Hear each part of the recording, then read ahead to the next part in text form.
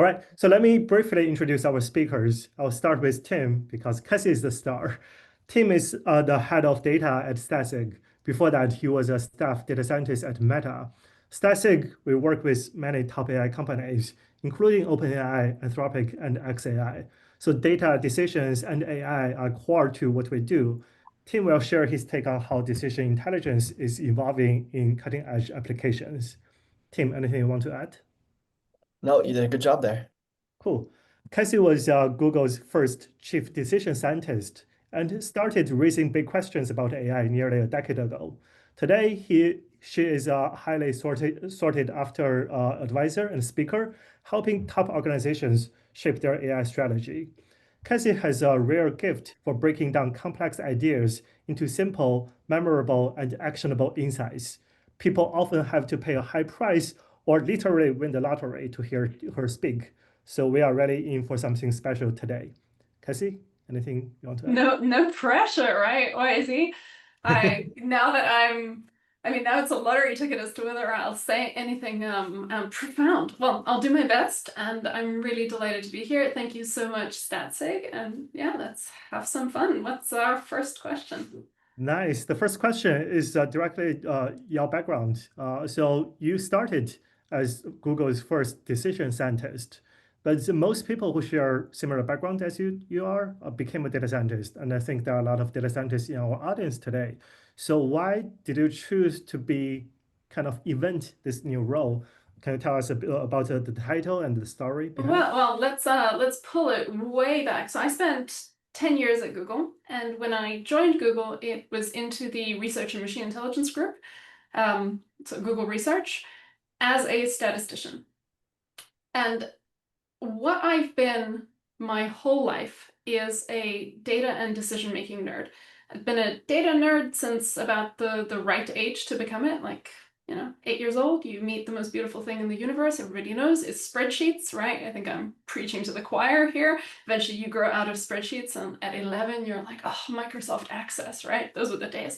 So that was me. For me, data in college was going to be my easy A through statistics. Little did I know that this was philosophy. So it correctly kicked my butt at the right moments. But, when it was just about numbers, it was cute. Decision making, though, is something that I came around to. Statistics was part of decision making for me. Decision making is me sitting and thinking about deciding what is the absolute most valuable thing that I could study, right? And really kind of reducing things to basics. It's through our decisions, through our actions, that we impact the world around us. So if I can slightly improve how I do that, how I navigate through my reality, then, maybe I would have great skills for life. My life would turn out better. Some concept like that. And so for me, data was always pretty, right? I got there pretty young. I'm always surprised when you have the non-data folk pronounce data like it's got a capital D in it. And you're like, I used to make data when I was 8. 8-year-olds make data. How can you pronounce this like it's got a capital D? Anyway, not to dunk on our discipline. I'm a huge fan of data, but for me, data and opinions, if they fall in a forest, does it matter? Does it matter if I truly, deeply believe in Santa Claus and I'm not going to do anything about it? Probably not. If, on the other hand, it's going to change how I act and how I make decisions, well, it's from that perspective that we can go and evaluate what it is that I think I know and how it's going to cause me to act one way or another. And so for me, studying decision making meant I had to go and gobble up as much as I could from every perspective, including statistics, right? As a recovering statistician, I spent a lot of time studying stats at grad school, undergrad, but I also studied the other decision disciplines, economics, neuroscience, psychology. There wasn't such a thing as going and getting a major in decision science or decision intelligence, right? You had to go and do immersion. I did immersion in neuroeconomics as one of my graduate programs. So it's kind of all over the I love decisions, what can I do with this map? And when I got to Google in research and machine intelligence, I had a lot of fun there, working on a vast variety of projects, many of which had in common that the non-data folk didn't quite know what to do with the data folk, right? And I think that this is an experience that a lot of us have had. I've often joked that data science, the discipline of making data useful, has three problems. Making data and useful, right? Those are our three problems. And the biggest problem is useful. What is useful and to whom and how does it all fit in? And so I had the opportunity at Google to work on very different kinds of teams early in my career. And some of these teams had large collections of statisticians, and we didn't have data science there. It was yet another instance where I was working with a different job title, and then when we got data science, my job title changed and my work didn't. So that often happens with data science. So you mentioned YZ that I'm like different from you guys because I'm not a data scientist. No, I was a Google data scientist. Became it from statistician. But what I was really looking for and what I was hoping would be different in my, young, wild youth when I just got to Google from other places is that there would be sort of more support and collaboration for what it means to do good data science, right? Because it's not a one-person job. The context has to be there. The leaders have to play particular roles. Product people have to know how to work with you. It's a whole ecosystem, data engineers, right? And if all you have is data science, no matter how good you are, no matter how good your team is, if it hasn't built those connections to the rest of the organization, it's like building a bridge in the middle of the ocean. It starts in the middle of the ocean, it ends in the middle of the ocean, and there's just ocean. And it's a bridge from nowhere to nowhere. So there were organizations, for sure, within that company that had built a wonderful bridge from one piece of land to another. It's a large company. There were other organizations where it was, as with everyone here, right? It's a rite of passage. You must have had the bridge in the middle of the ocean career story. And it's that perspective that encouraged me to look more to my other decision sciences background, because the other decision sciences, they don't start from, oh, awesome, data is awesome, or this technique is awesome. They start from what are we trying to do? What impact are we trying to have on the world? And also, what are our assumptions? How do we want to frame this all up? As much as I know I'm rambling, folks, and then you guys said, do you want to do a little 20-minute ramble? And then I'm like, no, I don't. And then there I'm doing it. But I'm doing it off the cuff, so it's a different one from the one that everyone else got. But as much as statistics has this whole like rah-rah thing of, well, how are you going to get from what you do know, your sample, to what you wish you knew, your population? But you have this one, and you want that one. But you don't have that one, you have this one. How do you get from something that's smaller than what you want? The bridge is assumptions. So presumably you have to get really good at getting in touch with your assumptions. And from there, the techniques will reveal themselves. Except in your stats classes, who makes the assumptions most of the time? Most of the time, it's not the student learning, and it's not the statistician, it's somebody else. Somebody else has to frame what we're willing to believe, what we're willing to assume, what's important, what isn't important. And so who is that someone? Who does that work? And who's trained to do that work in a way where a quantitative person who really has so much muscle to do the heavy lifting, how do you make that person shine if everyone around them is not trained in their own parts? And so that's why it was so important to bring in perspectives that are willing to take those parts seriously.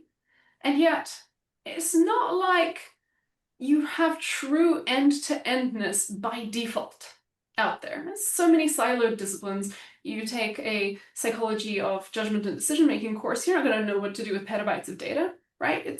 You're not going to know what to do in AI automation at scale. Those walls between the disciplines are a problem. And it's breaking down those walls and starting again, saying, well, what if we had a discipline that was all about turning information to better action, any scale, any setting, right? You don't get to say, oh, oops, it's bigger than a pros and cons list, I can't handle it. You also don't get to say, I'm just going to hang out in the data and not think about any other part. And if there is no data, you don't get to say, I have no idea what to do. There is something to do. There are your best ways of framing your decision making even under no information. So how would you approach that? How would you approach your assumptions? So basically, what happens if we put it all away and build it back up? And that was all very academic and theoretical and cute. But it turns out if you want to do effective data science, you want to do effective data science at scale, it becomes more than cute.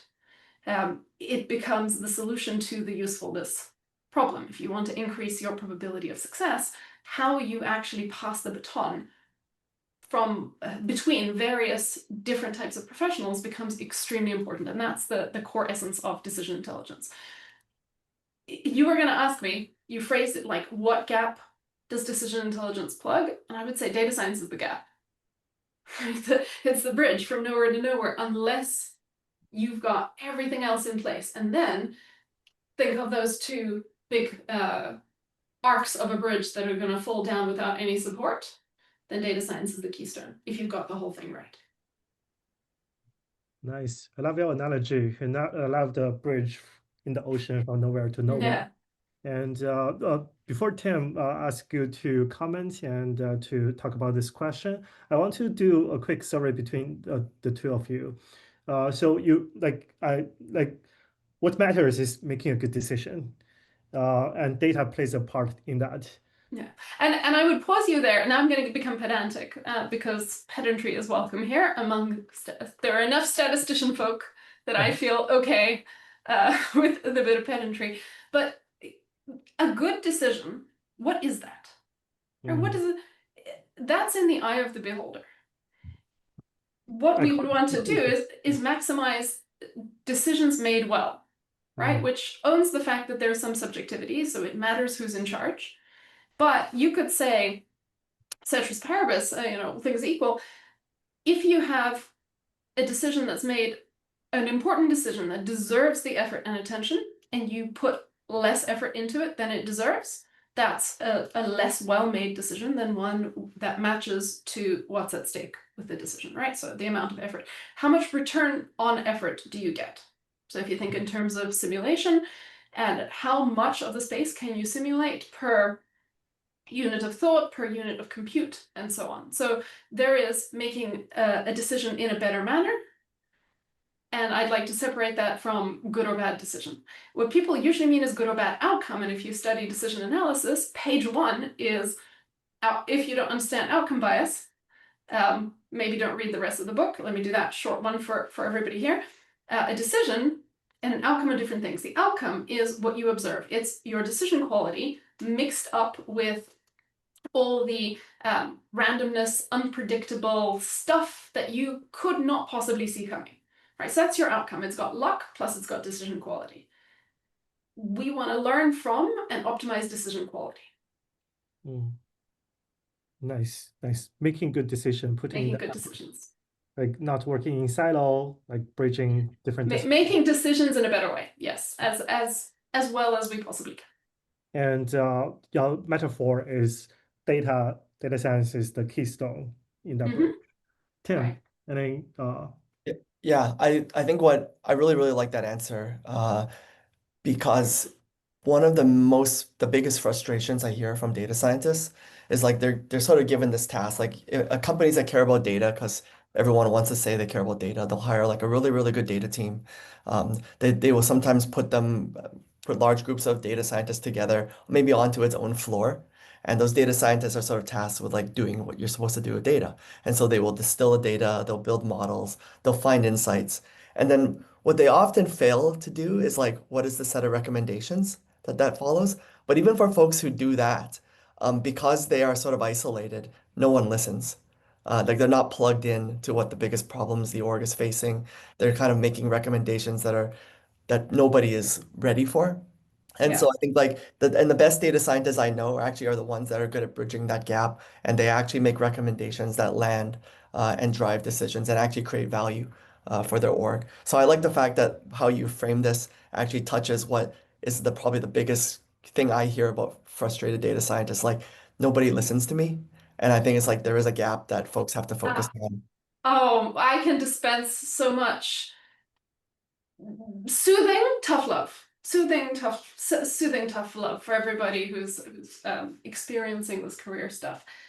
And it's actually pretty much the same, close to, right? You kind of see it as a stand-in for some of the conversations that I'm having on the topics of generative AI and agentic AI with leadership. And so there are two pieces to success, whether it's in your generative AI at scale project or it's data science or whatever else. One is some amount of wastefulness in order to successfully be the first team, company, group, whatever it is, to do something that no one's ever done before. So when someone asks me, like, what's the team size that I need in order to do X? Well, if you're following in someone's footsteps, have a look at what X is, have a look at how that team did it, get that same number of people, that's your best guess, off you go. If you're doing something that no one's ever done before and you don't know if it's going to work, what's the team size? What's the team composition? How long is it going to take? Is it going to work? Who knows? And so if you don't have any tolerance for a little bit of wastefulness, if you're going to hold everyone accountable to exactly perfectly meeting whatever performance you require of them, whatever product output you require from them, not effort, not hours of effort, it's not a unit of effort, but rather like they have to achieve your goal. You're not going to get 100% productivity on that phase, right? That like, we don't know quite what we're doing yet, we're going to try. That's what it takes to be first. That's what it takes to do innovation. So you have to have some tolerance for mucking about. And so then I ask companies who want to be doing innovative generative AI or agentic AI, okay, so where is waste going to come from? One answer could be, hey, we're going to have a bunch of people work on some projects that are probably not going to end up being adopted by leadership. They're probably going to fall to the wayside, but at least we ended up learning how to do it better next time that we need to try, so we've got more know-how in the organization, right? That kind of waste is permissible. Now, in a data science project, there's a kind of waste as well that you typically want. If nobody knows precisely what they're automating, precisely what's worth doing, precisely how we're going to do it, right? We call that analytics or EDA or exploratory data analysis, right? Some exploration. And the thing about exploration is you need tolerance for nothing comes out of it, right? That's the nature of exploration. Maybe you find something, maybe you don't. And so if you have no tolerance for waste, you've got a problem, right? You have to, that's your one special situation where data scientists can go play. And maybe they get something, maybe they don't, as long as leadership understands that waste is part of it. And then there's the other piece. The other piece is, haha, now we're going to go and we're going to try to succeed at a specific thing. And here's where the problem comes in. When that's our paradigm, that should be driven from people who have the right to say what's worth doing. Not the how of how we're going to do it, but what's worth doing in the first place. And it has a completely different paradigm from we're going to explore and then potentially sell something interesting that we found in our wasteful exploration process. So we're doing two extraordinarily different kinds of data science. We're doing two extraordinarily different kinds of project. Is it the innovative, I hope I get something and maybe all I get is just sharper skills at the end? Or do I have some specific thing that I'm trying to do?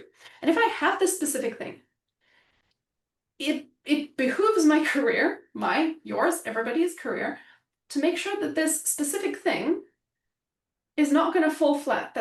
It has buy-in from somebody who's willing to go and do the difficult organizational stuff to let it scale up, to let it find its room, right, in among all the other projects that require resources and attention and so on.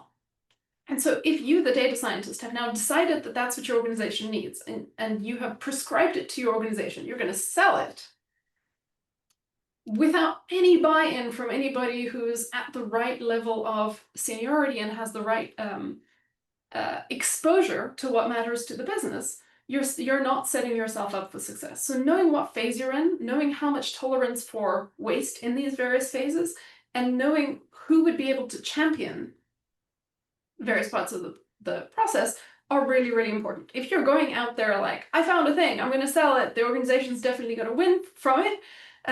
There are a lot of hard lessons here. And one of the biggest hard lessons, and we're seeing this a lot also with sort of middle, lower senior leaders discovering generative AI, is what works for the individual does not translate to the larger organization. What feels like you're flying, this was quick, I vibe coded a thing, AI is always awesome. That doesn't translate to anything at all done at scale and at organizational scale requires trade-offs, requires care, requires some kind of strategic alignment. And so it's a different game. Okay, that was a whole lot of long stuff, but I just want to summarize this for if you felt the frustration, data science folk, thinking about who is actually going to be your champion, thinking about what tolerance they have to waste and where that waste is coming from, and which particular phase you're in is going to be really, really good for your career. Nice, nice. I would summarize, like, there is a picture showing up in my head as you were talking about is like, first is the decision tree. Do you want to explore or do you want to execute? If you're executing, sure, you don't need many decisions. You know the path. But whose thing are you executing, right? Yeah. Seeing the who is so important. Yeah, and when you explore, you often find treasures in the mist. You don't find treasures in the spotlight. And then you have to be able to, communicate and have other people value and actually dig the treasure. Well, I would say communicating always helps. You don't have to do it yourself. You can always pair up with, I mean, that's the value of teams. Whatever skill you're not great at, go find somebody who is great at that, and then you pair up with them, and then the two of you are, a much scarier Pokemon. No, wrong analogy. I'm gonna let that go. I'm gonna let that go. I ran myself into a corner. I'm gonna stop there. Tim Yeah. often does that for me. So Tim, anything you want to add here? No. I think that's a lot said on this topic. Great. Too much said. Too much said. No, it's great. We set up the right foundation for why decision matters. And let's switch to decision science or decision making in the age of AI. And when here, like we talk about data, and data is actually funny because text is data. And I have this extreme view of taste is also data. Everything is data. Oh, I have an extremer view than you. Go ahead. It's just memories, right? We are a species that's pretty into the fact that we can share our memories.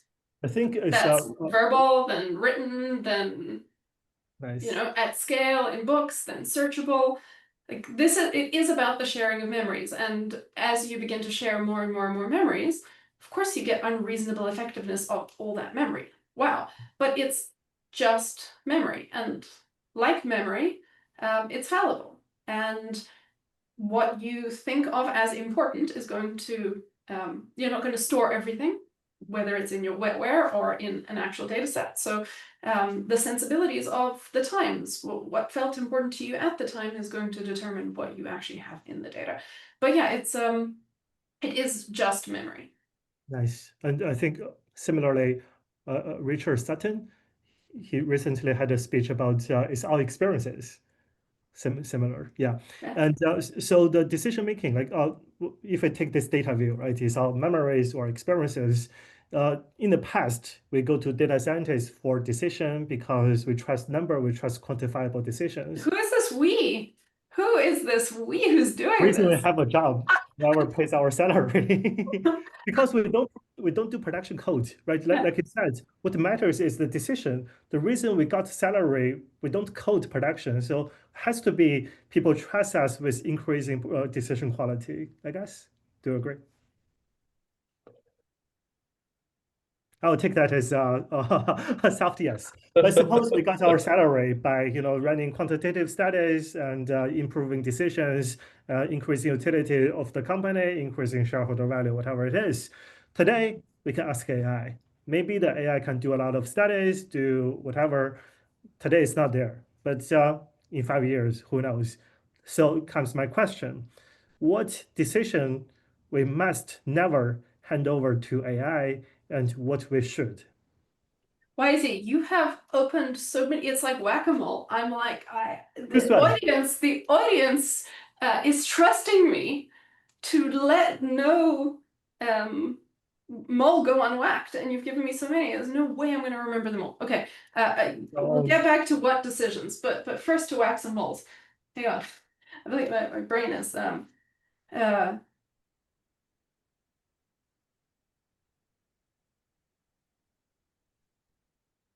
right. Our purpose has to do with how we think. And among data scientists, there are different kinds of us. And I've written about this, frequently blogged about this, but I was saying long before the encroachment of generative AI into our various livelihoods, I'm saying, hey, look, the tools are just getting better and the tools are democratizing. Does that mean that a data scientist is no longer necessary once the tools get really good? And my take back then, with the timestamp, so you guys can check it, it's not just now, it was then as well. I was saying, no matter how good the tools are, they're just going to reveal the essential thing that we data scientists were great at. And there are varieties of us. Maybe you could think of the all-in-one data scientist as all of these, but think of it like this. The person who does exploration, I will as shorthand refer to them as the analyst type of data scientist. They have to be fast, but fast in a nuanced way. Fast in the sense of making sense of vast amounts of data quickly, getting that data quickly from a data set that they can't look at or make sense of into their eyes in a way that makes sense, quickly understanding what they're looking at, quickly communicating that to others, quickly assessing whether that's even useful or aligned with anything, right? This very nuanced version of speed. And for a person for whom speed is what they do, speed in that sense, give them better and better tools, they're just going to become a better and better data scientist, right? There's no career threat. There's no replacement, right? You're just like, oh, I used to be on a tricycle and you give me a Ferrari? Yes, right? Great. Of course, a person who thinks of what they do based on the technology that they use is going to be very upset when a punch card is replaced by a computer, right? And earlier today, I was chatting with some leaders, and one of them was saying to me, what tool should I learn? Like, I want to learn an AI tool. No. Find a project that you want to do. Find something you want to achieve, right? As part of this big, like, have a vision and go towards it. Because now more than ever, there's an acceleration in tools, right? The better tools allow us to make even better tools, which allow us to make even better tools. So if you define yourself by the tools that you use, I got bad news for you, buddy. The tools must always get better. And so you're always going to have to be learning the better tools that are getting better, which are going to be different from whatever is here today. So you can't like hoard tool knowledge, store it up for a winter, because when the winter comes, there's going to be a different set of tools. So instead, it's how you think and it's your attitude. So that's your analytics type. Then you've got your what you would think of as the AI engineer or machine learning engineer, right? This person is all about automate whatever it is. Automate it with data, automate it, whatever it takes, just automate it. Okay, we've got better tools, harder problems, great. More nuance, more categories, personalized applications, right? Ginormous models. Keep automating. And then there is the other kind, which I would say is the statistician subtype, which is a whole nother kind of personality, which is all about the excellence of rigor. So we have the excellences of speed, of performance, and now of rigor. And of rigor means I'd rather come to no conclusion than a foolish conclusion. So I'm going to be very careful. I'm going to think very much about what everything means. And that's a different excellence from the other two kinds of excellence. It takes a different kind of mindset. And you give them better tools, great. They can handle larger assumption sets. They can think about more complex problems, right? none of these is defined by their tools. And so the profession of data science, some combination of these, and maybe we'll invite in more pursuits too if we're going to be hegemonical, great. But at least these three make the tools better and better, and you're still in business because it's the way that you think. If you really, really care about rigor, that's going to show up throughout your career. If you really, really care about making sense of what's here in vast amounts of information, that's going to show up. That curiosity, that speed. If you care about automating under uncertainty with data, right, modeling, that kind of cool stuff, that's going to show up as well. And you can use exactly the same tools for each of these three, if you're going to be perverse, in different ways. So it's really not about the tools, it's not about the techniques, it's not about the math, it's about how you think. And that's a forever thing. I don't think that there's any threat to the data science career. So that's what we get our money for. And then to the extent that we make this easy for our colleagues that we work with when we're the keystone as data scientists, and to the extent that we're not like doing our own thing because it seems cool to us, but we are helping those in the organization who need it be rigorous. We're helping those in the organization who need it make sense of information to which that they wouldn't be able to absorb any other way. That we are helping automate stuff that couldn't be automated any other way, right? That's what we get our money for, because we're useful, right? It's that usefulness. Yeah, the usefulness. I remember similar saying that AI is great for builders, but bad for coders. It's kind of how you identify I don't yourself. think so. I don't think so at all. I think it's great for coders. Oh, like if you identify yourself as a builder, rather than identify yourself as someone who produce code, that Do you know how much code you can you can produce so much if you like lines of code? You know how much code you can vibe code? oh You yeah, will hate yourself afterwards, but I I mean, think look, that's just part of choose a more stable identity. oh yeah, that is exactly the crux of that like you want to produce more code because you can now build great things. But if you value yourself just as someone who can produce a lot of code, then it's actually bad for you, or you feel bad about that. Yeah, so this identity of we should produce, we should fixate on the value we provide, the outcome, not just the income, the skill, the technique, the math. Mhm.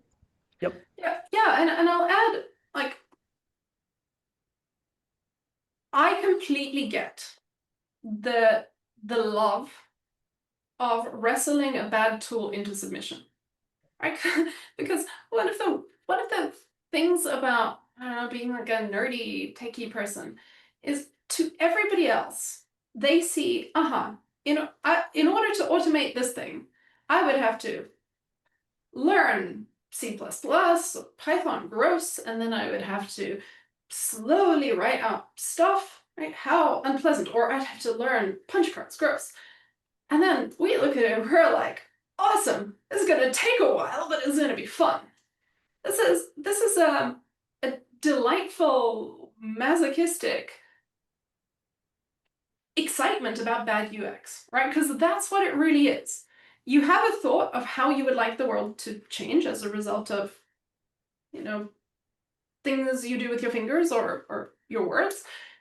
And then you have to go and learn stuff, learn an unnatural language, and implement all that. And to some people it's fun, and to some people it sounds like, that's awful UX. What we're going to see is that the UX is going to get easier and easier and easier. That means perhaps that some people who didn't want to participate because they didn't want to go through the grueling hazing ritual of, learning something like C++, they're suddenly invited to the party. But there's still something that will make the data scientist really, really special, and that is the clarity of communication that we have. Because we know when we're being ambiguous. Whatever language we're using, whether it's a programming language or it's mathematics, or hopefully we know, right? Nobody's perfect, but hopefully we have some realization that, I've uttered a sentence in my mother tongue. This could mean 17 different things. And if I actually want to measure it carefully and have clarity over what I'm doing, then I must define things so that it can't mean 17 different things anymore. This way of thinking is not a way of thinking that just lies around everywhere. So no matter how much we democratize the tools, no matter how easy we make it to vibe code this or that, the amount of thoughtfulness and the amount of clarity that it takes to vibe code exactly what you need, particularly in situations where it matters, hey, that's still data science. That's still engineering. That's not something that instantly gets democratized the moment that the tools become easy to learn. Nice. Tim, you can choose to comment, or I can give you I want to comment because I think she touches on one of the traps that good data people fall into, and it's like the tools versus the like thinking and reasoning and communicating part. A lot of folks define themselves by the tool that they're learned, or maybe they're an expert in, and they fall into this trap, I believe, where you know the saying like if all you have is a hammer, everything looks like a nail. It's like suddenly they're applying that tool to every single problem they come across, whether it's appropriate or not, and they get stuck. And so I think like I like the fact you've thought this up like your career is not and who you are as a data scientist is not defined by the set of tools you're an expert in. It's by your thinking and how you communicate it. yeah. And banking on kind of your comments, a lot of premium skills or premium tools, like for example, Java used to be a premium skill. Now it becomes much cheaper, almost free, probably free in a few years, especially the generic part of coding in Java.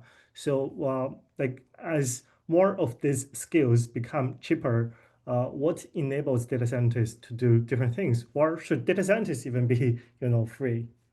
Yeah, well, I think that everybody in the world is going to face a much bigger blank page problem than you've ever had before. So that's why I like to say that AI is not going to steal your job so much as it's going to steal your excuses. For a lot of us, why we don't do a thing is we assume, hey, there's so much that I would need to learn in order to do it. There's not even a point in starting. There's not even a point in trying. The how of how I would do it is just so long. I'd need a PhD. I'd need, at least a stack of textbooks this big. What if you now moved into a world where to try would be easy? Now you would have to reckon with, well, what's actually important? What's worth doing? What's worth trying to improve? If I can make an attempt to improve absolutely anything at all, what should I try to improve? And that's scary or exhilarating, you tell me. I think it's an enormous opportunity. There's a blank page.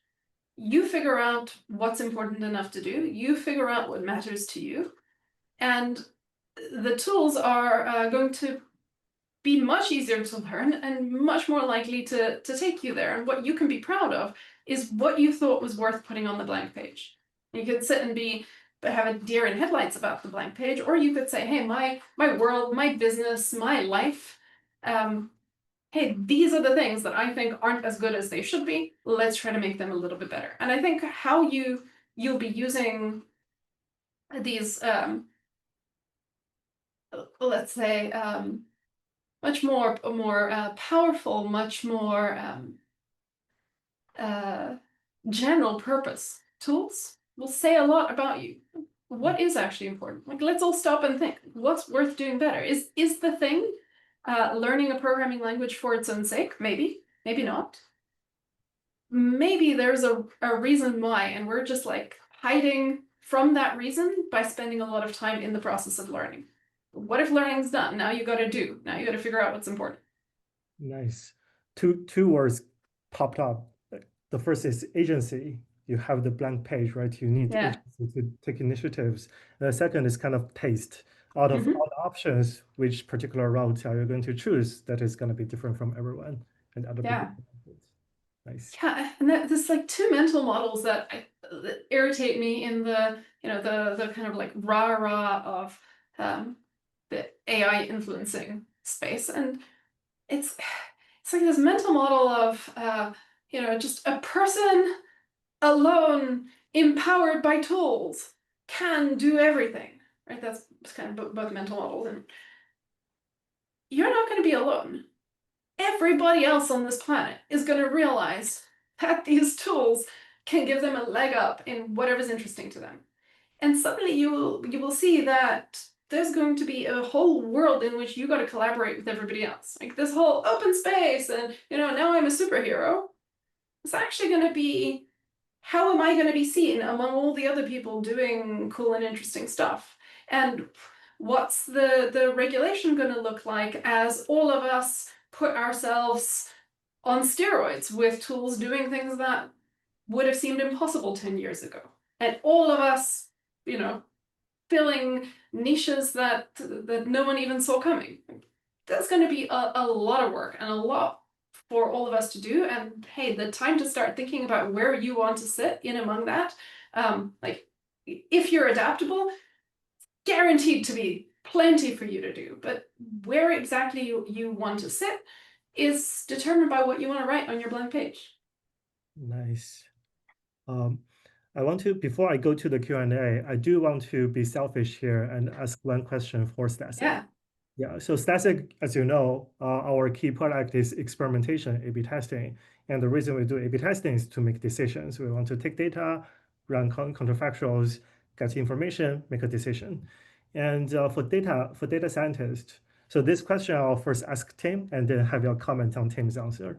How one of the challenges is we get some quantifiable observed effects from experiments, but we want to infer to the true effect to the business. We have a subset of information, but the decision is much more complex than what certain metrics can tell you. Very, very frequent a statement of the problem, but do continue. Yeah, so we have experiment results. We want to inference the true impact. How can AI help to make it better? Tim, I'm curious about your take, and then Cassie can comment.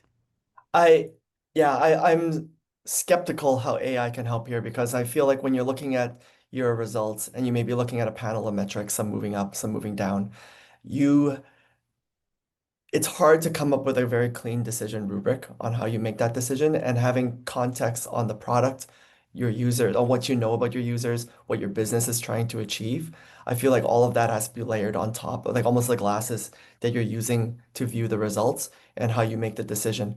So I am a little bit skeptical over like how do you use AI to improve and augment this purpose, other than the simple things of like, hey, maybe there's a logging bug, or perhaps there is some other weird thing, like there's something you just don't understand, and AI might be great at generating ideas for like what else to look into.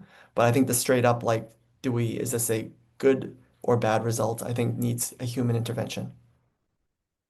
So I'm going to do my little party trick of, you thought I blocked and bridged an earlier question, but actually I'm going to come back to the earlier question and I'm going to add it on top of Tim's comment, which is, what decisions should a machine make versus a human? How you define your terms is up to you. Typically, in the decision sciences, we would not use the word decision for what a machine does. So it's an easy way out of this question, right? A decision is an irrevocable allocation of resources, except in those who are studying two-way decisions, but an irrevocable allocation of resources made by a human. So everything that we're going to do with machines is going to be to assist the human. The big question always you got to pay attention to is, who is the human? Which human? Which humans? When you have what you might be tempted to call an autonomous system in play, I think it's very important, in the sense of the Wizard of Oz, to see the human behind the curtain, right? It's a team of humans who made some subjective choices about what exactly was important, what was not important, how success was going to be measured, and so on, that led to a system that has a lagged effect and a complex effect, right? Echoing and complicated doesn't mean that it's not made by humans. So to come back to what you've just said, Tim, we are a tool-making species. AI is a tool. And there are many, many different ways that we could use the tool to improve what we humans are doing. Frame it like that, and any place where you as a creative decision maker could do something better with AI in the realm of inference, ta-da, we can use AI there. There's plenty of boring drudgery, for example. Maybe you don't want to type.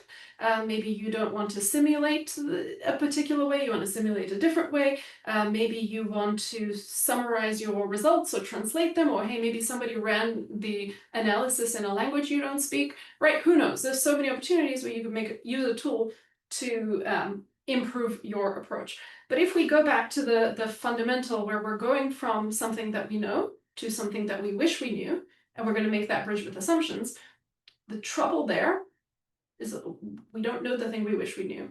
And the assumption part is a subjective part. There's not one right way to do that.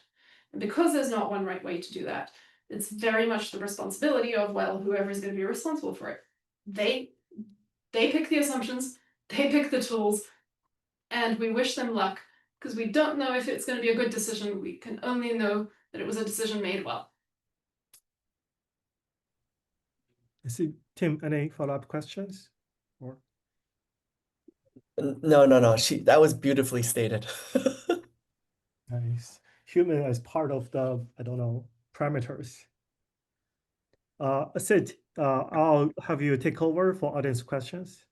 Yeah, I know we have only about less than 10 minutes left, so I'll try to get to at least maybe a couple of questions. Very related to the thread that you were just discussing on AI and experimentation. I like this question from John Flack, who asks, I'll just condense the crux of the question, which is coming down to making a trade-off between experimenting and learning fast versus the ethics of that, especially in, John points out situations like healthcare and finance, where false positives or model degradation can carry real world risks and like a fat tail of, metric outcomes that long tail of harm, as John puts it. So I guess maybe my question is more for both Cassie and Tim. First, Cassie, maybe on do you have a mental model or framework on how you think about, I guess, balancing, experimenting, testing, especially in the realm of AI models and the ethics of it? Okay, here I'm going to block and bridge. And you know why? Because the answer with when it comes to ethics, right, is pick your ethicist carefully. In any subjective realm, there's not a single right answer. So the person matters. What I'm going to block and bridge this to, while having answered it, very bad block and bridge, is that there is no excuse because it is a type of incompetence among our people. So there is no excuse for treating information differently when it's mathematical and when it comes from the real world when you claim to have the mathematical ability. So let me say that another way. The rules are not different when you can write equations for it. The rules are the same. The equations just help you think more clearly. And that is very much what I hope you're doing with it. Because if you're using those equations to not think and to not connect what you're talking about back to the real world where it belongs, and you think, therefore, that the ethical rules may be different, that you don't need to be in touch with your ethics because there's some parameter and the textbook always puts it at 0.5, 0.05, right? Don't be doing that stuff. You're better than that, right? Each and every one of you should be striving to be better than that and be connecting both worlds. Like you're supposed to think in both worlds, and that is what we expect of you. And ethics doesn't leave one world when you move to the other. It doesn't stay in one world when you move to the other. That's very well put. Tim, anything you want to add there? I know you get this question a lot too, especially in the context of A/B testing on users and both at your time at Meta and now at Statsig. Do you want to add something to that? Well, I also worked in the pharmaceutical industry, if you remember, and all those drug research, it's very heavy into the ethics question. I was wondering when I was I was thinking about ethics, and I was thinking like, what happens if is it possible to model an ethical decision in a pros and cons or a mathematical formula? And I came to the conclusion like I don't see how that's possible, and I think that's very No, consistent it's with what. possible, but maybe you shouldn't do it. Yeah, so I think it's very consistent with Cassie's answer that um, you lean less on the math and you lean on the principles that you Right, have as a right. human being and what you And believe is right. and when you're doing the math, like, please, folks who are new out of school, like, I don't need to, I don't need to teach you guys, and I guess most of the audience, I don't need to, but some of you greenhorns, please don't do this thing where you forget the real world. Like, say it out loud to yourself, right? What this translates to is this many people are going to get this kind of treatment. What this translates to is these people will be discriminated against, right? That's what it say it. Look at yourself in the mirror and say it out loud in terms of what it means in the world. And like, look, if you can live with yourself, that's the hard thing with difficult ethical calls. Life is very easy when there's no trade-offs. When there are trade-offs, right? There are trade-offs. Something suffers or someone suffers um, to privilege something or something else or someone else. And if you are put into a position of responsibility over that, that is a difficult role to be in. Like, do right by the responsibility put on you, and like, don't live in the math. Say it out loud to yourself while looking in the mirror. Yeah, that's well said. I mean, there's so many nuggets of wisdom. Like I can't wait to like rewatch this talk later this week.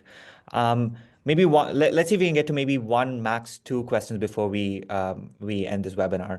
I like this question from Jack who asks, in the age of AI, new tools are generating all sorts of new data types like tokens, inferences, sentiment, data from computer vision, computer listening. And Jack's question is, what would you say to companies that don't know yet how to approach this conundrum and work with these new types of data? Like, do you have like any advice for such companies, or just, I guess, how? Tim, tell me you're a radical with me. There's no such thing as new data types. Right? We're just summarizing reality in more expedient or less expedient ways. It's just like unstructured data. I hate that term. Unstructured data is just data you haven't bothered to put structure on yet.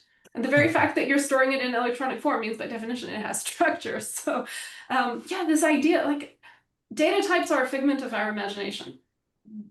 We choose to make new ones. You can make definitionally a new one right now, all of you, if you wish to.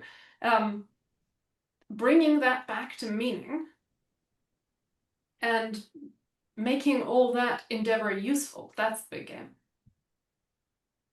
Do you believe me, Tim? Do you agree? I agree with you. As I new mean, data types. no, It's like no, we went to everything's a Mars and we string. found a new data type, right? No, everything's a string. Yeah. Yeah, I love that. Data types are a figment of our imagination. I love that. Um, The maybe. internet is made of yes and no, right? Like, what else do you want? Nice. Many of these should totally be like quotes that should be on a throw pillow someday. I have maybe one, or maybe let's do one final question before we drop. Um, so I like this question from Tiago, who looks is someone who's also working on experimentation, it looks like. And their question is, how do we handle decisions when we can't build a deterministic model because we have too many decision tiers or layers? And goes on to ask, have you ever created AI systems that suggest objective decision approaches given a set of assumptions? Any thoughts there? Yeah, we'll go backwards. Given a set of assumptions, I assume this is objective, therefore it's now objective, right? That's how logic works. Subject to the assumptions, what follows holds. So yeah, of course we do that kind of thing all the time. Taking me back to the first bit, I needed the second bit, and then I went spelunking too far down. I need your help to rope me up. Yeah, the first part was more like, how do you handle decisions when you can't build a deterministic Yeah, model? right. Yeah. So not being able to build a deterministic model is life, right? Whoever typed that, you typed that not building a deterministic model. there is some process that happens in your brain that allows you to control your fingers. Most of the time it works. Sometimes it doesn't quite, but that's and again, what is determinism, right? At the subatomic particle level or what? So we're gonna sweep that away, dear pedants, and mostly come back to the fact that there are shortcuts and incomplete information pretty much in everything. And those very few narrow domains where things looked complete, those are the exception, not the rule. And as we move into the more agentic space, what you will notice is that you're used to your tools being deterministic, and they will suddenly start being less and less deterministic, which will be really fun, right? When you look at a spreadsheet and something's wrong with it, you tend to go to the non-deterministic source, right? Which human screwed up? That's what you think of usually. Who put the formula in wrong? Who collected the data wrong? Not, oh, oops, the sum function is occasionally a mean. Go figure, right? That kind of thing. There's going to be a lot more of that kind of thing going forward. So we're very used to our tools being deterministic. That's going to be changing and maybe is more in line with how life actually is. But that's me, the recovering statistician, failing at my recovery in the last minute of this talk and just like putting in that one last plug for studying probability in college. It's awesome. Love Yeah, that. I think this falls back on like a topic Cassie touched on earlier, which is it's the quality of your process of decision making, not necessarily the outcome. You'll be wrong sometimes, but if you have the right process and rigor in place, that's probably all you can hope for. Yeah, and this is also why I liked the definition of decision intelligence as turning information into hopefully better actions. Any scale, any setting, right? Striving for better. I could have been like there's a version of this that says optimal, right? That's the cute one that people like. I like the one that says hopefully better. Because what can we do except hopefully better? Optimal is a very arrogant thing to hope for in this non-deterministic world. Hopefully better, I think, is a much more achievable goal. This reminds me of a book, Taking Baths. Thinking in bets, yeah. Annie Duke and I are buddies, so this kind of thing is angry decision scientists. Well, I won't. She is a decision scientist. I'm whatever I am. Angry decision scientists group of people. But yeah, it's a good book, Thinking in Bets. Or for those who like drier stuff, her book How to Decide is like Thinking in Bets without all the stories. So for those who are like irritated by popular paperback stories, you could just go to How to Decide. Love that. I guess we're at time. YZ, Tim, any concluding thoughts or any hot takes before we wrap up? I know we're at time, so want to be mindful of everyone's. Oh, just one kind of mutually beneficial favor from the audience. Share your takeaway or whatever resonate with you. Tag Cassie, tag Statsig, and yeah, like if your takeaway is great, Cassie may like it.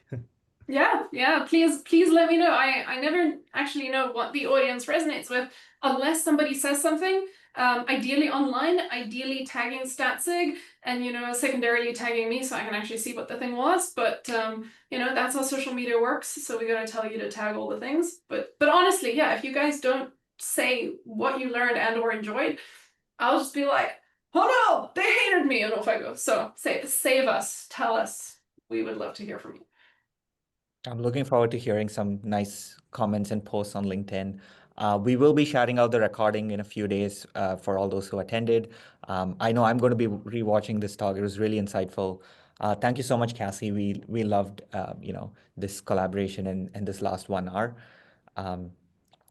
Thank you guys. Yeah, it was great to be here. Thank you so much to all of you for having me. Yeah, lovely. And thanks audience for your fun questions too. Nice. Thank you very much. Bye. Thanks, Bye for Cassie. now.